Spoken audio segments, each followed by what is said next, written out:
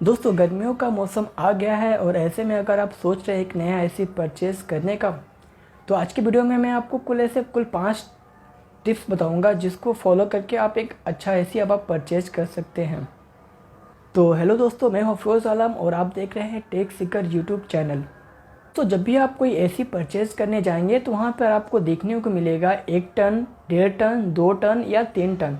तो दोस्तों चलिए अब मैं आपको बता देता हूँ कि 1 टन, 2 टन, 1.5 टन, 3 टन ये कैसे और किसके लिए होता है और आपको कितने टन का एसी लेना चाहिए। चलिए मैं आपको इन शॉर्ट में आपको बता देता हूँ कि अगर आपके रूम का साइज़ 100 स्क्वायर फीट तक का है तो आपको 1 टन का एसी लेना है, और अगर जो आपके रूम का साइज़ 110 से 150 स्क्वायर फीट तक का है तो आपको 1.5 टन का एसी लेना है। और ठीक ऐसे ही अगर आपके रूम का साइज़ 160 से 200 स्क्वायर फीट तक का है तो आपको लेना होगा 2 टन का एसी।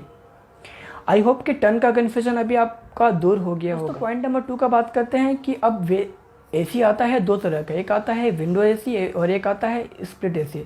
तो इसमें से अब आप बहुत से लोगों का ये कन्फ्यूज़न रहता है कि कौन सा एसी लेना चाहिए। तो दोस्तों यहाँ मैं आपको बताना चाहूँगा कि विंडोज़ एसी के लिए आपके वॉल में पहले से एक विंडो के साइज़ का कटा हुआ होल होना ज़रूरी है। विंडो एसी का जो यूनिट होता है वो सिंगल यूनिट में होता है। और वहीं बात करें अगर हम स्प्लिट एसी का, तो यहाँ पे आपका 2 यूनिट में ये देखने को मिलता है, एक इंडोर यूनिट और एक आउटडोर यूनिट। दोस्तों अभी के टाइम अगर देखा जाए तो विंडोज़ एसी अभी के टाइम नहीं लगता कि कोई परचेज़ करता होगा। अभी का ज़्यादातर घरों में अभी मॉडर्न हो गए हैं और ऐसे में हर कोई अभी के टाइम में स्प्लिट एसी ही परचेज़ करना पसंद करता है। थर्ड पॉइंट मैं आपको एसी के लिए बता देना चाहता हूँ कि एसी जो आता है ये आता है एक इन्वर्टर और नॉन इन्वर्टर वेरिएंट में। तो अब ऐसे में कन्फ्यूज़न होता है कि आपको कौन सा एसी लेना है, इन्वर्टर एसी लेना है या नॉन इन्वर्टर एसी लेना है। तो चलिए ये कन्फ्यूज़न भी मैं आपका दूर कर देता हूँ। तो दोस्तों यहाँ मैं आपको सजेस्ट करना चाहूँगा कि आपको इन्वर्टर एसी को ही परचेज़ करना चाहिए, क्योंकि नॉन इन्वर्टर एसी जो होता है, मान लीजिए कि अगर किसी रूम का टेम्परेचर मुझे 20 डिग्री सेल्सियस पे सेट करके अगर मैंने एसी को किया ऑन, तो इसके बाद क्या होगा कि जैसे ही रूम का टेम्परेचर 20 डिग्री सेल्सियस पे आ जाएगा तो इसके बाद कंप्रेसर ऑटोमेटिक ऑफ हो जाएगा, और फिर जैसे ही रूम का टेम्परेचर इंक्रीज़ होगा फिर टेम्परेचर अपने आप ऑन हो जाएगा। तो इससे ये होता है कि आपका इलेक्ट्रिसिटी कंज्यूम ज़्यादा होता है, जिससे कि आपका बिल भी ज़्यादा आएगा। और कि एक इन्वर्टर एसी में ऐसा बिल्कुल भी नहीं होता। कंप्रेसर ऑन ऑफ नहीं होने की वजह से आपका इलेक्ट्रिसिटी कंजम्पशन भी कम होता है और जिससे कि आपका बिल भी कम आता है। एसी परचेज़ करने जाते हैं तो आपको चौथे पॉइंट का भी बहुत ही बारीकी से ध्यान रखना चाहिए। वह है आपका कि कॉपर या एलॉय क्या लेना है आपको। कौन चौथा और इम्पोर्टेंट पॉइंट ये है कि आपको जो भी एसी आप ले रहे हैं उसका जो पाइप है वो कॉपर है या एलॉय है। जब भी आप कोई नया एसी परचेज़ करने जाते हैं तो आप अपने शॉपकीपर से इस बात का कंफर्मेशन ज़रूर कर लें कि आप जो एसी परचेज़ कर रहे हैं उसमें कॉपर का ही कॉइल है। तो और ये कॉपर कॉइल आपको इंडोर और आउटडोर दोनों ही यूनिट में आपको देखने को मिल जाता है। आपने जो एसी परचेज़ किया है ये कॉपर है या एलॉय है, इसको चेक करने के लिए आपको यहाँ पे 2 इमेज आपको यहाँ पे फ्लैश कर रहा होगा। अब आप इमेज देख के अब आप चेक कर सकते हैं कि आपने जो एसी परचेज़ किया है या आप जो एसी परचेज़ कर रहे हैं ये कॉपर कॉइल है। तो दोस्तों कॉपर और एलॉय में से कॉपर को ही लोग प्रेफर क्यों करते हैं, क्योंकि कॉपर जो है ये इलेक्ट्रिसिटी कंजम्पशन कम करता है, जब पर जो है आपको कूलिंग भी बहुत जल्दी कर देता है, जबकि एलॉय में इलेक्ट्रिसिटी कंजम्पशन भी ज़्यादा होता है और कूलिंग भी थोड़ा स्लो होता है इसका। इसके लिए भी मैं आपको यहाँ पे 2 इमेज में आपको यहाँ पे दे दिया हूँ चेक करने के लिए। दोस्तों अब मैं बात करता हूँ 5वां पॉइंट का कि स्टार रेटिंग को कैसे चूज़ करें, कैसे समझें कि आपको कौन सा स्टार रेटिंग का आपको एसी आपको परचेज़ करना है। दोस्तों जब भी हम कोई इलेक्ट्रॉनिक अप्लायंस हम परचेज़ करने जाते हैं, जैसे कि आपका एसी हो गया, फ्रिज हो गया या वॉशिंग मशीन हो गया, तो वहाँ पे आपको एक स्टार रेटिंग देखने को मिलता है जो कि आपको 1, 2, 3, 4, 5 तक करके डिनोट किया जाता है। दोस्तों यहाँ मैं आपको इन शॉर्ट में आपको बताना चाहूँगा कि अगर आप एक नॉर्मल यूज़ करने के लिए अगर आप कोई भी एसी परचेज़ कर रहे हैं तो आप 3 स्टार रेटिंग का भी एसी अब आप ले सकते हैं। और अगर आपको लगता है कि आपको हैवी यूज़ करना है, मतलब कि आपको 10 से 12 घंटा 14 घंटा तक अगर आप अपने एसी को यूज़ करने वाले हैं तो आपको 5 स्टार रेटिंग ही का ही एसी लेना चाहिए, क्योंकि ज़्यादा यूज़ करने के लिए आपका ज़्यादा स्टार वाला एसी लेने से आपका इलेक्ट्रिसिटी कंजम्पशन आपका कम होता है, जिससे कि आपका इलेक्ट्रिक बिल भी कम आएगा। मुझसे बहुत से लोग ये पूछते हैं कि सर आप जो 5 स्टार रेटिंग का जो आप एसी यूज़ करते हैं, इसका बिल कितना आता है और कितने घंटे आप इसको यूज़ करते हैं, आपका यूनिट कितना आता है। दोस्तों ये सभी सवालों का जवाब देने के लिए मैं आपको एक डिटेल में मैं आपको समझाऊंगा कि मैं कितने घंटे यूज़ करता हूं और मेरा कितना यूनिट आता है। और इस मेथड से अब आप भी अपने एसी का कितना यूनिट अब आपका आएगा उसको भी अब आप कैलकुलेट कर सकते हैं। दोस्तों यहाँ पे मैं आपको एक छोटा सा मैं आपको एक कैलकुलेशन दिखाने वाला हूँ कि कैसे मैं अपने एसी का या फिर आप भी अपने एसी का कैलकुलेशन कर सकते हैं कि कितना घंटा यूज़ करने पे कितना यूनिट आपका आएगा। तो इसके लिए फटाफट चलिए मैं आपको दिखा देता हूँ कुछ कैलकुलेशन करके, जिससे कि आपका हेल्प हो जाएगा।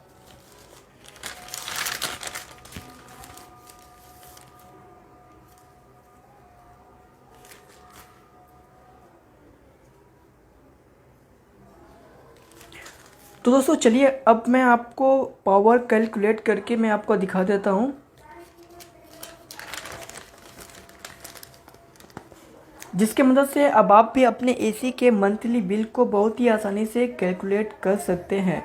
दोस्तों यहाँ पे मैं आपको कुछ मेथड में आपको यहाँ पे दिखाने वाला हूँ जिसका हेल्प करके जिसके मदद से अब आप भी बहुत ही आसानी से अपने एसी का इलेक्ट्रिक कितना आएगा पर मंथ वो आप निकाल सकते हैं।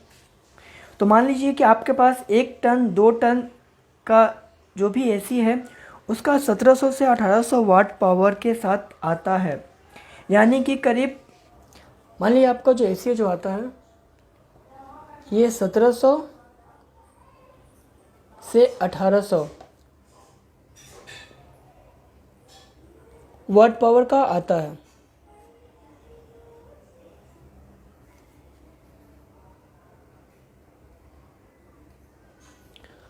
इसका मतलब ये हुआ कि आपका 1.7 kilo watt per hour electric consume करता है।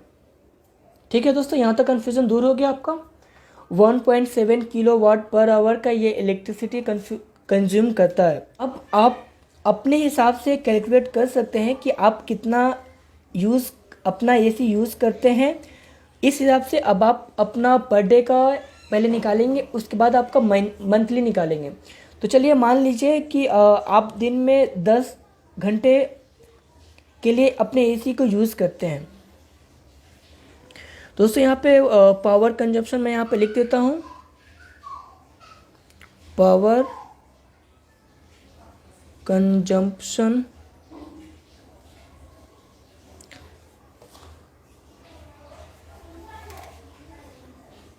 अब जैसा कि मैं एसी को यूज़ करता हूँ यहाँ पे 10 आवर पर डे। दोस्तों यहाँ पे आपको करना यह है कि आपको अपने हिसाब से इसको कैलकुलेशन करना है कि आप अपने एसी को कितने घंटे के लिए यूज़ करते हैं। जैसे कि मान लीजिए मैंने यहाँ पे 10 आवर्स का मैंने यहाँ पे माना है, तो यहाँ पे आपको करना है 10 इंटू 1.7 किलो वाट आवर। अब चलिए इसको अब एक बार फिर से देख लेते हैं कि पावर कंजप्शन आपका जो है पावर कंजम्पशन। दोस्तों यहाँ मेरे लिखने में प्रॉब्लम हो रहा है क्योंकि हाथ एक सामने में मेरा ट्राइपॉड है और उसी से मुझे उसके अंदर से मुझे लिखना पड़ रहा है। तो यहाँ पे मेरा आ गया 17 किलो वाट पर आवर। ठीक है दोस्तों, 17 किलो वाट पर आवर। तो यहाँ पे मैं आपको बता दूँ कि हर एक स्टेट का इलेक्ट्रिसिटी पर यूनिट का जो रेट होता है वो अलग अलग स्टेट का अलग अलग होता है। मान लीजिए कि आपके स्टेट का 7 रुपीज़ पर यूनिट करके चार्ज किया जा रहा है। ये एक एग्जांपल है। आपके स्टेट का जितना रुपये करके पर यूनिट होगा आपको उतना ही यहाँ पे उतना ही करके आपको कैलकुलेट करना है। तो यहाँ पे मेरा हो गया पर यूनिट रेट ₹7। ठीक है दोस्तों, यहाँ तक क्लियर है। Per unit rate ₹7। और क्योंकि मैंने यहाँ पे 7 रुपये पर यूनिट करके मैंने यहाँ पे एज्यूम किया है इसके लिए। दोस्तों अब चलिए अब आपको यहाँ पे करना ये है कि अब आपको सबसे पहले एक दिन का कितना यूनिट आप यूज़ करते हैं पहले आपको वो कैलकुलेट करना होगा। ठीक है। अब मेरे पास में पावर कंजम्पशन भी है 17 किलोवाट पर आवर। तो यहाँ पे आपको करना है AC 1 डे इलेक्ट्रिसिटी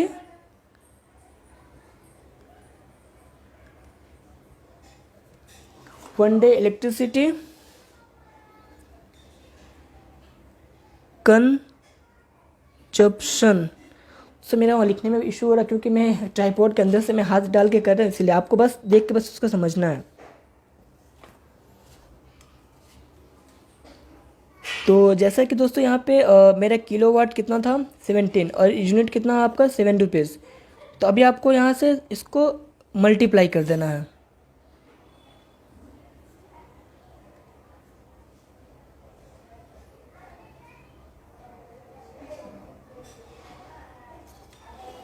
दोस्तों जैसा कि आप देख सकते हैं यहाँ पे एक दिन का जो 1 डे का जो इलेक्ट्रिक का जो खर्चा हो रहा है, अगर आप 10 घंटा अगर आप AC को यूज़ करते हैं 7 रुपये पर यूनिट के हिसाब से, तो यहाँ पर 119 रुपया मतलब कि 120 रुपया के आसपास आपके यहाँ पे एवरेज आ जाता है।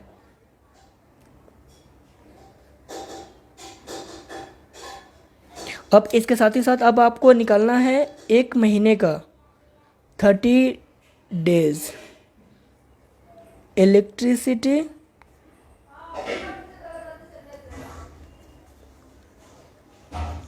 कंजम्पशन। दोस्तों सेम आपको अब यहाँ पे ये करना है कि 119 इंटू 30 इज इक्वल टू 3570।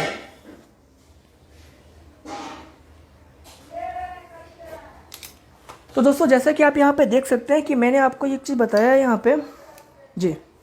दोस्तों जैसा कि आप यहाँ पे देख सकते हैं कि अगर आप अपने AC को अगर आप अपने AC को 10 घंटे पर डे अगर आप यूज़ करते हैं तो आपका एक दिन का जो उसका इलेक्ट्रिक का जो बिल आएगा वो आएगा आपका 119 रुपये। और अगर आप उसको पूरे मंथ अगर आप इसको यूज़ करते हैं तो आपका जो इलेक्ट्रिसिटी का जो बिल आएगा, कंजम्पशन जो होगा उसका जो बिल आएगा वो आएगा आपका 3570 रुपये। दोस्तों एक चीज़ मैं आपको यहाँ पे फिर से बताना चाहूँगा कि आपके स्टेट का इलेक्ट्रिसिटी पर यूनिट रेट अलग हो सकता है और इसके साथ ही साथ आपको 2 चीज़ों का ध्यान देना होगा। इलेक्ट्रिसिटी रेट आपका अलग हो सकता है और साथ ही साथ आपको ये देखना होगा कि आप कितने घंटे आप उस AC को यूज़ कर रहे हैं, कितने घंटे आप उस AC को यूज़ कर रहे हैं। तो मैंने यहाँ पे मेंशन किया था 10 घंटा मैं इसको यूज़ करता हूँ, उसके हिसाब से मैंने कैलकुलेशन किया था।